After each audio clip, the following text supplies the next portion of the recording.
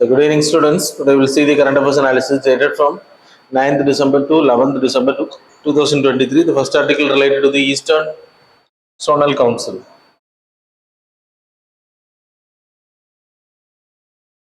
அதோட மீட்டிங் வந்து கண்டக்ட் பண்ணியிருக்கேன். That's why it came in news. It's a 26th meeting headed by Home Minister. So we will see. So 1956 when State Reorganization Act உருவாக்கப்பட்டப்போ Jawaharlal Nehru ஒரு தலைமையில் there is a recommendation of creating the zonal councils. அதன் மூலமா 1956 actually central zonal council, eastern zonal council, northern zonal council, அப்புறம் western zonal council, southern zonal council அப்படின்னு சொல்லிட்டு zonal councils create பண்ணாங்க. 1972ல there is a north eastern zonal council create பண்ணப்படுது. It's a north eastern act மூலமா create பண்ணது, not under the SRO act. It's not a constitutional body, it's a statutory body.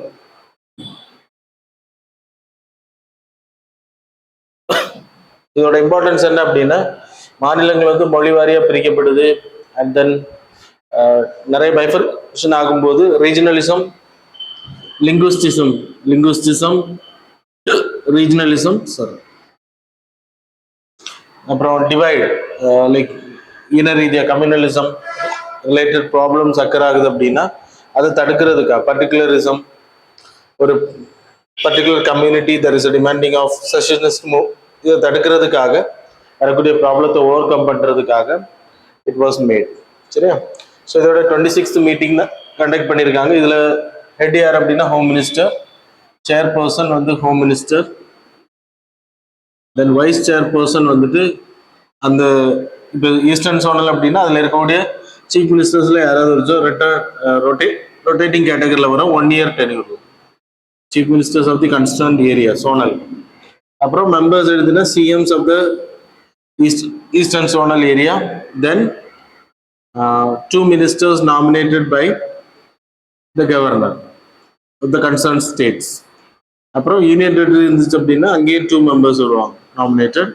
இது போக advisories R that is NITI Aayog ஒரு person appoint பண்ணுவாங்க, so advisory appoint பண்ணுவாங்க. And then chief secretaries of the concern states and other secretaries related to this planning etcetera, they will also part of this council. So அவங்க வந்து every year they will meet. இங்கே இருக்கக்கூடிய problem, so இது மாதிரி ஒவ்வொரு மீட்டிங்கும் நடக்கும். Central zonal council, eastern zonal council, western, northern and then southern zonal council நடக்கும். நார்த் ஈஸ்டர்னுக்கு மட்டும் தனியாக கிரியேட் பண்ணியிருக்காங்க. So that's all. So next article Goldilocks. ஆக்சுவலாக கோல்டிலாக்ஸ்ன்றது இப்போ எக்கனாமிக்ல டேர்ம் பண்ணியிருக்காங்க. So Goldilocks actually it's a habitable zone in the atmosphere. So space la there is a habitable zone.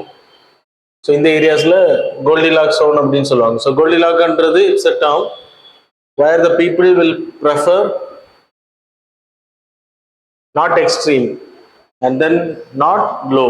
For example ஒரு shop இருக்கு அப்படின்னா அந்த ஷாப்ல பர்ச்சேஸ் பண்றது not extreme கேட்டகரிக்கு போக மாட்டாங்க வாங்குறதுக்கு, and then not below, so that category. So while selecting a preference, giving a preference, இல்லைன்னா ஒரு பொருளை வாங்குறாங்க அப்படின்னா ஸோ அந்த மாதிரியான நிதி கொள்கை கேட்டகரி தான். ஸோ கோல்டிலாக்கை பொறுத்த வரைக்கும் எக்கனாமிக்ஸில் ஆர்பிஐயோட ரீசன்ட் ஸ்டான்ஸை சொல்லப்படுது, மானிட்டரி பாலிசி கமிட்டியோட recent stance, because they have never reduce the repo ரேட்டை வந்து ரொம்ப குறைக்கவும் இல்லை ரொம்ப கூட்டவும் இல்லை, வட்டி விகிதத்தை ரொம்ப குறைக்கவும் இல்லை ரொம்ப கூட்டவும் இல்லை, மீடியமா மெயின்டைன் பண்ணியிருக்காங்க அப்படின்றத சொல்லுது. அதை டேர்ம் பண்றது கோல்டிலாக்ஸ் அப்படின்ற வேர்ட் யூஸ் பண்ணியிருக்காங்க. So it's a product differentiation economics டேர்ம்ல. இப்போ ஒரு கடை இருக்கு அப்படின்னா மற்ற பொருளோட வித்தியாசத்தை காமிக்குது. எக்ஸ்ட்ரீம் லெவல் ஹை ரேட்டும் அதிகமாகவும் இருக்காது. இப்போ example there is a 10 rupees products, இது வந்து 15 rupeesம் கொடுக்க முடியும், 5 rupeesம் கொடுக்க முடியும் அப்படின்னா இதை வந்து 10 rupees இல்லைன்னா 8 rupeesக்கு வந்து ஃபிக்ஸ் பண்ணுவாங்க. So not an extreme, not a so இதுக்கு ஈக்குவலாக இருக்கக்கூடிய ப்ராடக்ட்ஸ் வந்து அதிகமாக இருக்கும், இது வந்து கம்மியாக இருக்கும். அதான் கோல்டி லாக் அப்படின்னு பேரு. ஸோ இது பல டேர்ம்ல லைக் ஸ்பேஸ்ல வந்து நான் உங்களுக்கு ஹேபிட்டபிள் ஜோன் அப்படின்னு சொன்னேன். இது ஒரு வாட்டி கொஸ்டின் கேட்டாங்க, கோல்டி லாக் ஜோன். இப்போ எக்கனாமிக்ஸ்ல டேர்மிங் பண்ணும்போது product marketing category, not extreme ரைஸும் கிடையாது, ரொம்ப கம்மியான ரேட்டும் கிடையாது, மீடியமா இருக்கும் அப்படின்றது. ஸோ இட்ஸ் அ ப்ராடக்ட் டிஃபரன்சியேஷனை கிரியேட் பண்ணும். இன்னொரு ப்ராடக்ட் அப்புறம் comparative pricing, comparative pricing. So மற்ற ப்ராடக்ட்ஸை கம்பேர் பண்ணுறது. அதான் இப்போ ஆர்பிஐ வந்து அந்த டேர்மை மென்ஷன் பண்ணியிருக்கனால நம்ம படிக்கணும், மற்றபடி not important. That's all. Then third article related to the river cities alliance. River cities alliance it's a Jal Shakti மினிஸ்ட்ரியும் மினிஸ்ட்ரி ஆஃப் ஹோம் அஃபேர்ஸும் சேர்ந்து கிரியேட் பண்ணது. Ministry of housing affairs, housing and urban affairs. சிட்டியில் இருக்கக்கூடிய reverse வந்து பாதுகாக்கப்படணும், அதை sustainable வேல protect பண்ணுறதுக்கு என்னென்ன ஐடியாஸ் இருக்கோ அதை எல்லாமே இந்த போர்ட்டலில் மென்ஷன் பண்ணலாம். இப்போ மிசிசிப்பி ரிவர் கூட ஒரு எம்ஓஇ சைன் பண்ணியிருக்கு, that's it came in news. இந்தியாவில் இருக்கக்கூடிய 30 ரிவர்ஸ் வந்து இந்த அக்ரிமெண்ட்ஸில் சேர்ந்துருக்காங்க. To protect the rivers sustainably, not அது லாஸ் ஆகுற மாதிரி கிடையாது, அப்ஸ்ட்ரக்ட் பண்ணுறது கிடையாது. ஸோ அர்பன் ஏரியாவில் போகக்கூடிய ரிவர்ஸ், இப்போ கங்கா ரிவர் வந்து அர்பன் ஏரியா போகுது, அலகாபாத், ஹல்டியா, கொல்கட்டா வழியெல்லாம் போகுது. ஸோ அப்போ அதை வந்து ப்ரொடெக்ட் பண்ணுறதுக்காக we need to take urban sustainable protection. So அதான் இந்த அலையன்ஸ் அப்படின்றது. கிட்டத்தட்ட 30 ரிவர்ஸ் இந்தியாவில் இதில் ஜாயின் பண்ணியிருக்கு. இப்போ first time outside country, that is Mississippi river, இதில் வந்து அக்ரிமெண்ட் சைன் பண்ணியிருக்காங்க. So related to, so it's a information sharing agreement, அவ்வளோதான், மற்றபடி எதுவும் கிடையாது. இந்த போர்ட்டலில் இப்போ எக்ஸாம்பிள் கங்கா ரிவரை அலகாபாத்தில் கன்சர்வேஷன் பண்ணுறதுக்கு என்னென்ன எஃபோர்ட் பண்ணியிருக்காங்க, அர்பன்ல சஸ்டைனபிள் கன்சர்வேஷனுக்கு என்னென்ன எஃபோர்ட் பண்ணியிருக்காங்க அப்படின்ற மாடல்ஸை இதை மென்ஷன் பண்ணுவாங்க. அந்த it will be share to the other MOE sign பண்ணியிருக்கவங்க கூட ஷேர் பண்ணுவாங்க. அப்போ அவங்களுக்கு அது ஃபீசிபிளாக இருந்துச்சுன்னா அந்த ஏரியாவில் அவங்க அதை இம்ப்ளிமெண்ட் பண்ண முடியும். அதுக்கு பேர் தான் ரிவர் சிட்டிஸ் அலையன்ஸ் அப்படின்னு பேர். Jal Shakti ministry and ministry of housing affairs, urban and housing affairs ஞாபகம் வச்சுக்கோங்க. The next article related to the glacier diminish ஆகிறது பற்றி, glacier melting and its impacts.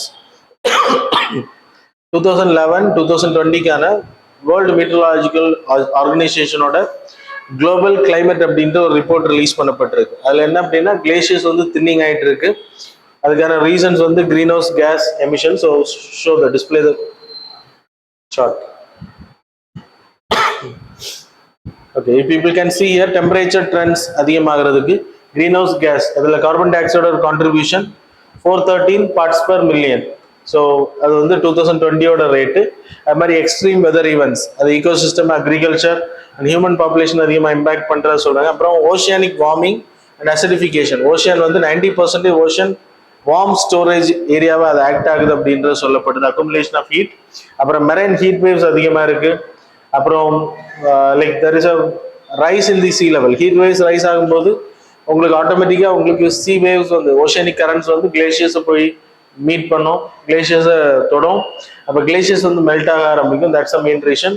அதில் கிளேஷியர்ஸ் வந்து அதிகமாக உருகிட்டு இருக்கு. 38% அண்டார்டிகாவோட ஐஸ் வந்து 2110 கம்பேர் பண்ணும்போது அதோட அளவு அதிகமாக இருக்கு அப்படின்னு சொல்லப்படுது. அது மாதிரி கிரீன் ஹவுஸ் கேஸோட contribution towards the melting of ices also very high அப்படின்றதும் இதில் சொல்லப்படுது. அதுக்கான ரீசன்ஸ் என்னெல்லாம் அப்படின்னா, rise in the heat, greenhouse gas, albedo effect அது கம்மியாக இருக்கிறது. அல்பிடோ எஃபெக்ட் அப்படின்னா reflecting effect of the rise. So அது வந்து கிரீன் ஹவுஸ் கேஸ்னால ட்ராப் ஆகுது. ட்ராப் ஆகுறதுனால ஐஸ் மெல்ட் ஆகுது. ஐஸ் மெல்ட் ஆகும்போது ice will act as a mirror to reflect back the heat, excess amount of heat. அந்த ice வந்து மெல்ட் ஆகுது அப்படின்றப்போ அது எல்லாமே அப்சர்வ் ஆகும். அது வந்து லாங் வே டெரெஸ்ட்ரியல் ரேடியேஷன், இந்த ஹீட்டை வந்து ராங் வே டெரெஸ்ட்ரியல் ரேடியேஷனை வந்து வெளியில் விடாது கிரீன் ஹவுஸ் கேஸஸ், அது அஃபெக்ட் ஆகுது. அப்புறம் ஓஷியனிக் கரண்ட் டிஸ்ரப்ஷன், அது அதிகமான டென்சிட்டி இந்த ஓஷியனிக் வாட்டர் ஏறும்போது லைக் யூஎஸ் பகுதியில், கிரீன்லாண்ட் பகுதியில் சம்மர்ஷ் ஆகும். அப்போது ஹீட் வேவ்ஸ் வந்து ஹீட் வாட்டர் இந்தியன் ஓஷன் ஏரியாவில் மேலே வரும். இந்தியன் ஓஷன் ஏரியாவில் மேலே புஷ் பண்ணக்கூடிய வாட்டர் வந்து திருப்பி எங்கே வரும் அப்படின்னா நார்த் அமெரிக்கன் ஏரியாவுக்கு வரும், இந்த north Atlantic ocean area. So it will increase the heat more அப்படின்னு சொல்லப்படுது. அது மாதிரி கிரீன் ஹவுஸ் கேஸஸோட contribution, these are the things related to the like ice glaciers வந்து தின்னிங் ஆகிறதுக்கான ரீசன். ஸோ இந்த ரிப்போர்ட் கொஞ்சம் இம்பார்ட்டன்ட், நோட் பண்ணிக்கோங்க. Then fifth article related to the operation storm 2. இது வந்து ஃப்ராட் ஸ்கீம்ஸ் அப்புறம் ஹியூமன் டிராஃபிக்கிங்கை வந்து வேர்ல்டு ஃபுல்லாக கண்ட்ரோல் பண்ணுறதுக்காக ஸ்டார்ம் 2 அப்படின்ற ஆப்ரேஷன் ஸ்டார்ம் 2ன்னு ஒன்று கண்டக்ட் பண்ணி இன்டர்நேஷனல் போலீஸ், தட் இஸ் இன்டர்போல்னு பேர், கிட்டத்தட்ட 27 ஏஷியன் கண்ட்ரீஸில் இதை கண்டக்ட் பண்ணியிருக்காங்க. அதன் மூலமா 149 பீப்புளை வந்து ரெஸ்கியூ பண்ணியிருக்காங்க. இந்த ஆப்ரேஷன் மூலமா ஹியூமன் டிராஃபிக்ல பாதிக்கப்பட்ட விக்டம்ஸ், அப்புறம் 2,70,000 பிளேசஸ் வந்து இன்ஸ்பெக்ஷன் பண்ணியிருக்காங்க. 100க்கு மேல பீப்புளை வந்து அரெஸ்ட் பண்ணியிருக்காங்க இந்த இல்லீகல் ஹியூமன் டிராஃபிக்கிங் ஈடுபட்டவங்க. ஸோ இந்த நேம்ஸ் கேட்பாங்க. இன்டர்நேஷனல் போலீஸை பொறுத்த வரைக்கும் it's a cooperation between the governments, it's not a separate police. இந்தியாவை பொறுத்த வரைக்கும் there is an NCB, national பியூரோன்னு ஒன்று, கிரைம் பியூரோன்னு ஒன்று இருக்கும், சென்ட்ரல் பியூரோ. ஸோ அது வந்து சிபிஐ வந்து மென்ஷன் பண்ணியிருக்காங்க ஹோம் மினிஸ்ட்ரி கீழே. ஸோ இந்தியாவுக்குள்ளாடி யாராச்சும் வெளிநாட்டை சார்ந்தவங்க தப்பு பண்ணி நீங்கள் வந்து எஸ்கேப் ஆகிறாங்கன்னா சிபிஐ தான் அதை சார்ஜ் பண்ணுவாங்க, பிடிச்சி நம்ம கொடுப்போம். ஸோ இன்டர்நேஷனல் போலீஸில் கான்டாக்டில் இருக்கிற சிபிஐ இந்தியா பொறுத்த வரைக்கும். அது மாதிரி ஒவ்வொரு நாடுகளையும் ஹெட் இந்த மாதிரி இருப்பாங்க, FBI ஆஃப் அமெரிக்கா, இந்த மாதிரி கோஆப்ரேஷன் பண்ணுறது. ஸோ அவங்க தான் இந்த ஆப்ரேஷனை கண்டக்ட் பண்ணியிருக்காங்க. ஸோ ஆப்ரேஷன் ஸ்டார்ம் அப்படின்னு பேரு. ஸோ இந்தியா பொறுத்த வரைக்கும் 1956 it joined with international police. Then 195 members are the part of the international police organization. And the Lyon, பிரான்ஸ்ல இதோட ஹெட் குவார்ட்டர்ஸ் இருக்கு. So that's all. The next article, global goal on adoption. So இன்னைக்கு உள்ள article இது. So mainly so இந்த ஆர்டிகிளை பொறுத்த வரைக்கும் என்ன அப்படின்னா 1992 ரியோ சர்மிட் UNFCC உருவாக்கப்பட்டு இது கான்ஃபரன்ஸ் ஆஃப் பார்ட்டிஸ் நடந்துட்டு இருக்கு. 2023க்கான கான்ஃபரன்ஸ் ஆஃப் பார்ட்டிஸ் துபாயில் நடக்குது அப்படின்னு நம்ம ஏற்கனவே பார்த்தோம், அபுதாபி. தென் இந்த மீட்டிங்ல என்னென்ன டிஸ்கஷன் பண்ணியிருக்காங்க அப்படின்றதுல ஒரு part, that is global goal on adoption. So அது வந்து வி ஆர் டார்கெட்டிங், அதுக்கு வந்து ஒரு டிராஃப்ட் வந்து ரிலீஸ் பண்ணியிருக்காங்க.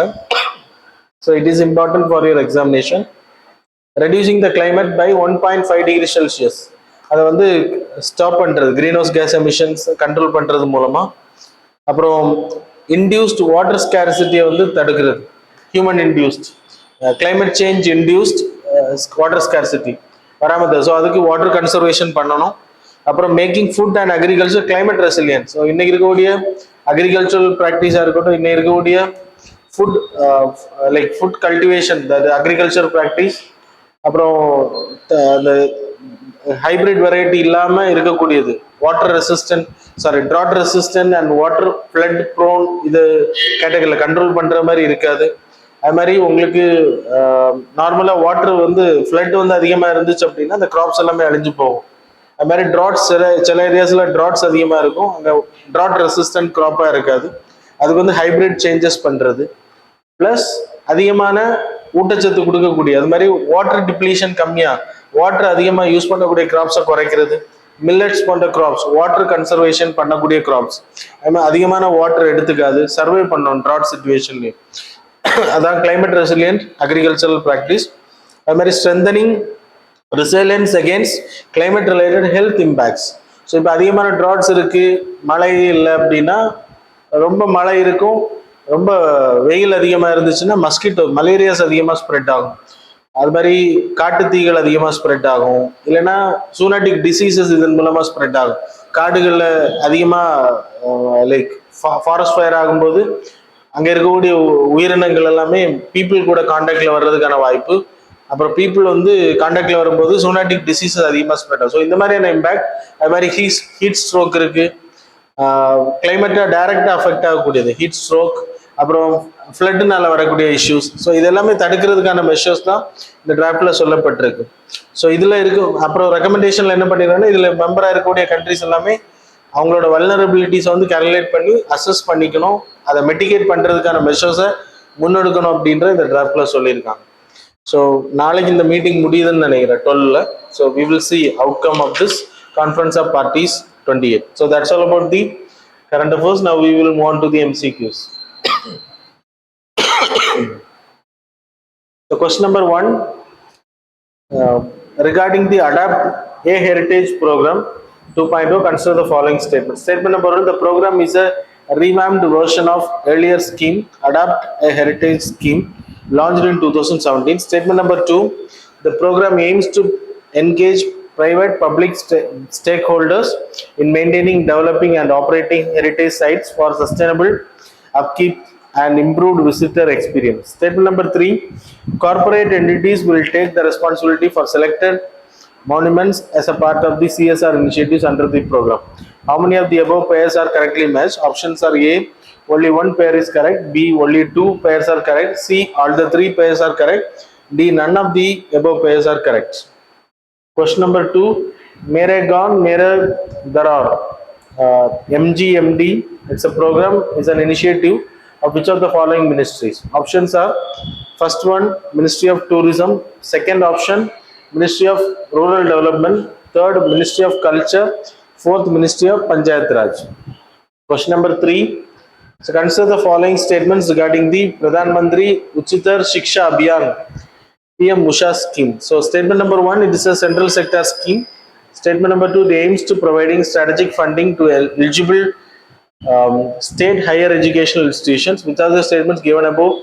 These are correct. Options are A, one only, B, two only, C, both, D, neither. Question number 4, consider the following with respect to the climate club. Statement number 1, it is an initiative aimed at cooperation between countries in decarbonizing the industrial sector. Statement number 2, it was launched in Conference of Parties 28. Select the correct statement. Options are A, one only, B, two only, C, both, D, neither. Question number 5, consider the following art forms. First one, Garba. Second, Nauruz. Third, Kalari Paitu. Fourth, Kumbh Mela. How many of the above mentioned art forms are listed in the UNESCO Intangible Cultural Heritage List? Options are A, one only, only one, B, only two pairs are correct, C, only three are correct, D, all the four are correct. So that's all. Now we will see the answers for the previous. Question number 1, answer is A. Question number 2, answer is B. Question number 3, answer is C. Question number 4, answer is A. Question number 5, answer is C. So that's all about the current affairs and MCQ. Thanks all for joining us.